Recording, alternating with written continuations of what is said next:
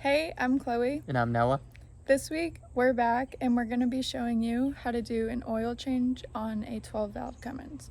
Specifically, we're going to be doing it on our Skoolie, but the engine, well, the motor is like the same any 12 valve. Yeah, the the engine blocks in the trucks are just the normal engine blocks. These are the industrial. Just a little bit different parts here and there, but for the most part, just the one thing you have to be different about is the oil pan will be frontwards rather than rearwards. So we'll get to that. So Noah knows what he's talking about, so I'm going to have him explain everything and walk you guys through it, and I'm just going to be recording. So let's get to it. Today we're going to be using our Fleet Guard filter. It is part number LF16035. I recommend Fleet Guard. It's same quality as Mopar and it's probably the best out there. Baldwin, it's up there, but it's not close. And so for the oil that we are going to use, we're going to use Rotella T6. It is a fully synthetic oil. The weight of it is 15W40. We do recommend you use this, but at all you could use conventional oil or synthetic, whatever works with you guys. But we're gonna get on into this.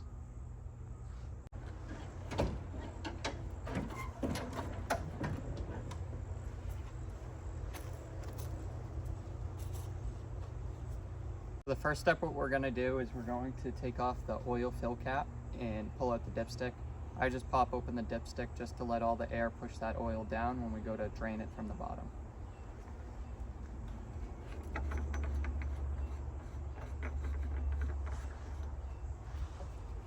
There's that. Make sure you don't lose the oil cap. Put it down somewhere that you're going to find it again.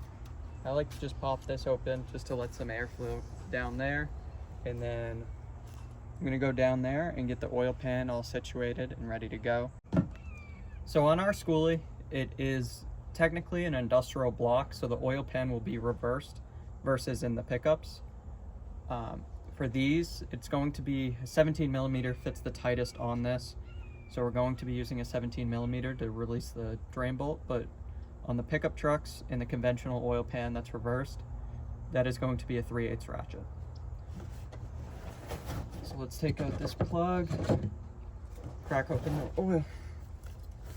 Don't know how tight it's been, how tight it is. We haven't done an oil change on this, so definitely find out.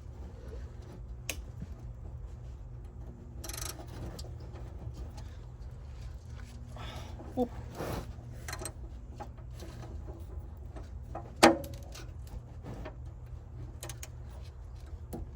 There we go.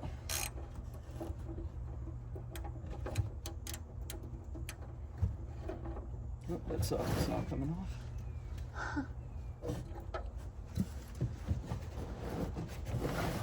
Try to guess the where it's going to projectile, because it's going to come out fast.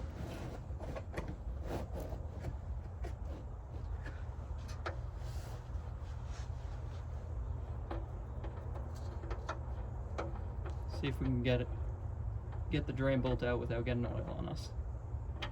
There we go. Perfect. Now while that's draining, we're gonna head up to the top and start pulling that oil filter off. Meet you up there.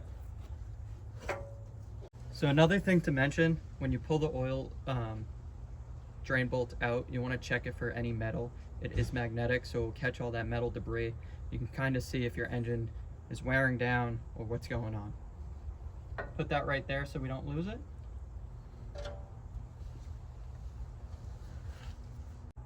So now that we got the oil draining, we're over here on the passenger side engine block, and that is where the oil filter is located.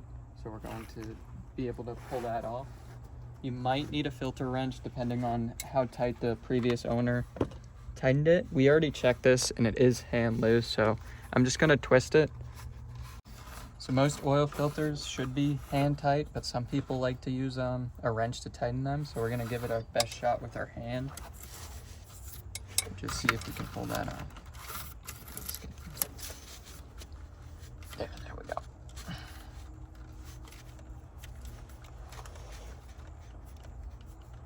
I'm going to lay down on the ground just so it's going to be easier to grab it when it falls.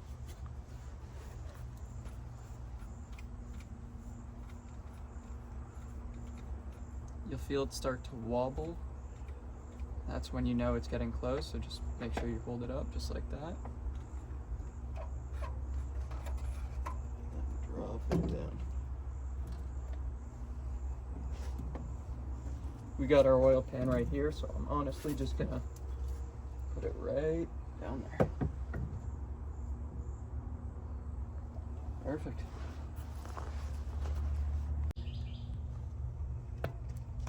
Before you put your new oil filter on, you want to make sure to pre-fill it. It usually takes about a quart, and then make sure you also get this O-ring, put some oil on it just so it doesn't seize up. I'm just gonna have Chloe hold it while I fill it. It's easier to do it with two people, but you also can just do it by yourself.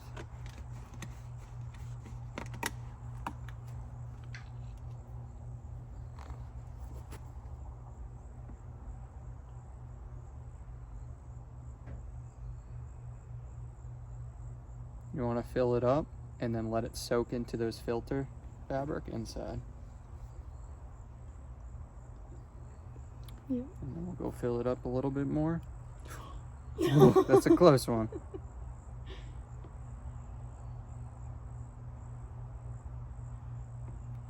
It's okay though, because you just rubbed that out.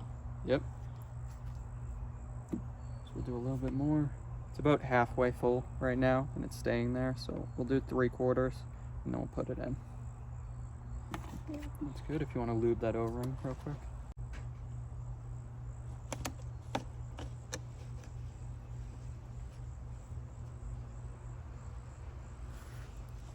Alright, thank you. Let's get to installing it. I'm going to throw a rag on it for now just to get it up there, just because there is a lot of caked on dirt to the frame.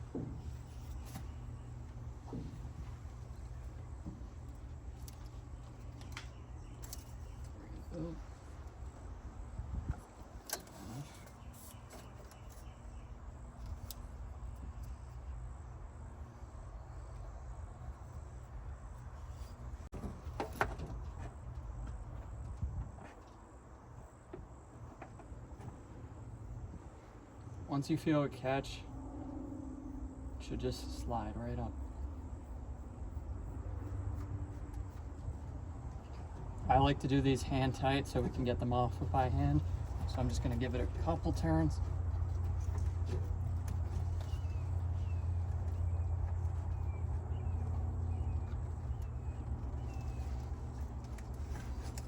All right, that's good to go. Jump down below and put that oil drain bolt in. All right, so we've let the oil drain for about 20-30 minutes. We're back under it now. We're going to be putting the drain bolt in. So we're just gonna clean up this area right here. Still leaking a little bit, but it's just dripping barely. And then we'll wipe off the drain bolt first before we put it back in. Make sure this, I think it's a copper washer on this one, is in good shape. And then we'll go ahead and install it. Want to make sure you're not cross-setting it, so just go in lightly with your hand, get it started.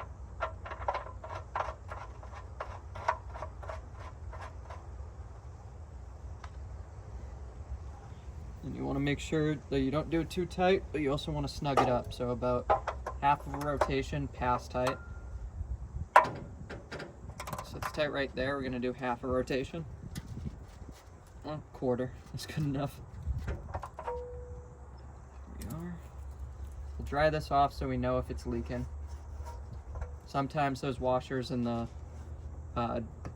bolt go bad, so just make sure, cover all our points right now. Double check the tightness. Yeah, she's good. Then we'll pull the oil pan out from underneath. Then we'll go ahead and put our cap on. We are going to be putting this oil back in those jugs, so we'll show you how to do that at the end. But right now, let's jump up top and start filling it with oil.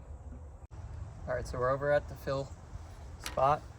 We do have a funnel on this just so we prevent any spilling. The Cummins does take 12 quarts, so we're gonna dump these 3 gallons fully in. This is a quick fill funnel, so it will build up a lot. I'm just gonna slowly let it go in. Went to gallon number 2.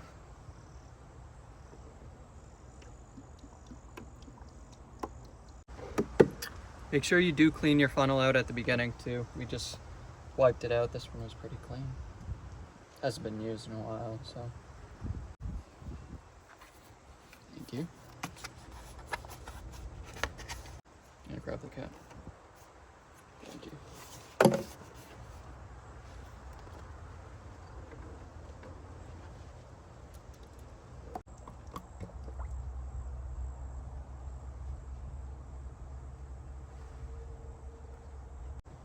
The leftover all in there. Oh, spilled a bit. Turn it down, carry it. And that is the fill. Now let's fill up the old oil, and then we'll go ahead, check all the fluids, make sure everything's good. Don't forget to cap it. And don't cross thread it.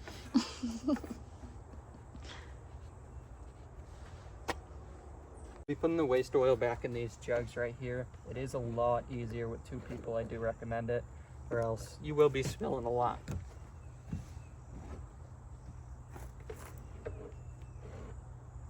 No, just put it flat. I'm gonna go ahead and take this off real quick.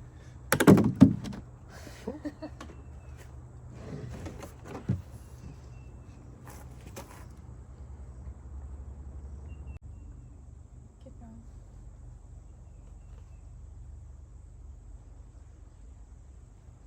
Start. Oh, yeah, you're right at the top.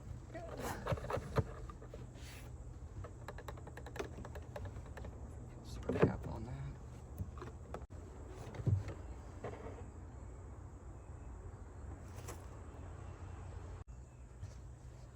Oh, she's Yep. full.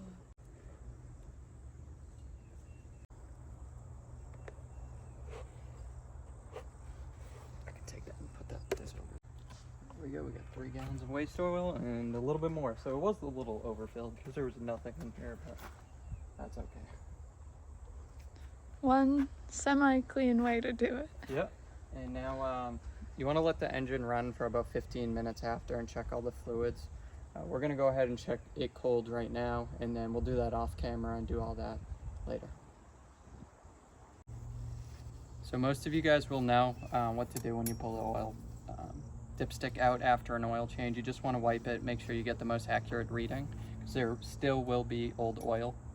But with diesels, old oil will be black from the soot. Fresh oil will be the engine oil color. Put it back in. And this will be our test to see if it's filled up to the line. It is right past the add mark, right on the full. That's perfect. You're all set with the oil change now. Okay, we're all done with the oil change and filter change, so we hope you guys enjoyed this week's video. Stay tuned for next week's video. We're going to be doing relatively the same thing but with the fuel filter, and Noah will walk us through that again. And so we'll also start the bus in that video to just get it all running and everything get flushed through. And we'll also be tackling the coolant system and getting that flushed together as well. So if you enjoyed this week's video, don't forget to like and comment and subscribe. Thanks for watching. Bye. Bye.